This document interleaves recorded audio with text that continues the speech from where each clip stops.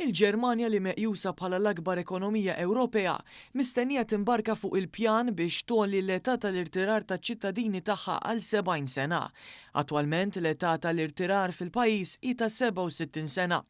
Skont kummissjoni inkarigata mill-Gvern Ġermaniż biex twettaq l-istudji meħtieġa, din iż-żieda fl-età biex persuna toħroġ bil-pensjoni u tibda tkawdi l-benefiċċji relatati mill-istat marbuta mal-fatt li aktar persuni qed jgħixu iżjed.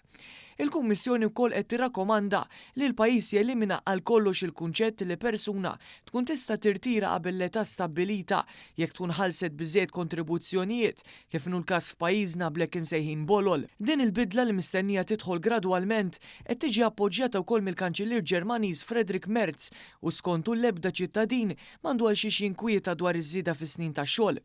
Minkejja dan sostna li din il-miżura hi meħtieġa biex tiġi garantita s-sostenibilità tas-sistema tal-pensjoni għal ġenerazzjonijiet futuri partikolarment fid-dawl ta' popolazzjoni li qed tixjieħbra ta' maġla. L-istess Kummissjoni tal-Gvern Ġermaniż ippreżentat dokument b'aktar minn 30 rakkomandazzjoni, inkluż dik biex ħaddiema taċ-ċivil u self-employed li sal-lum mhumiex obbligati jħallsu l-kontribuzzjonijiet tal-pensjoni jibdew jagħmlu dan. Tali riforma mistennija titressaq quddiem il-Parlament Ġermaniż qabel il-waqfa tas-sajf.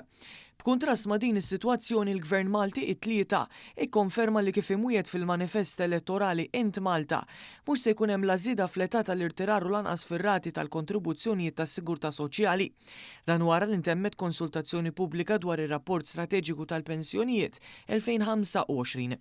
Iżjed minn hekk il-Ministru responsabbli mill-politika soċjali u l-familja Michael Falzon qal li l-Gvern se jkompli jsaħħaħ il-pensjonijiet f'pajjiżna permezz ta' diversi miżuri li se jwettqu tul il-leġislatura, inkluż iż-żieda ta' €50 fil-ġimgħa mifruxa fuq 5 snin.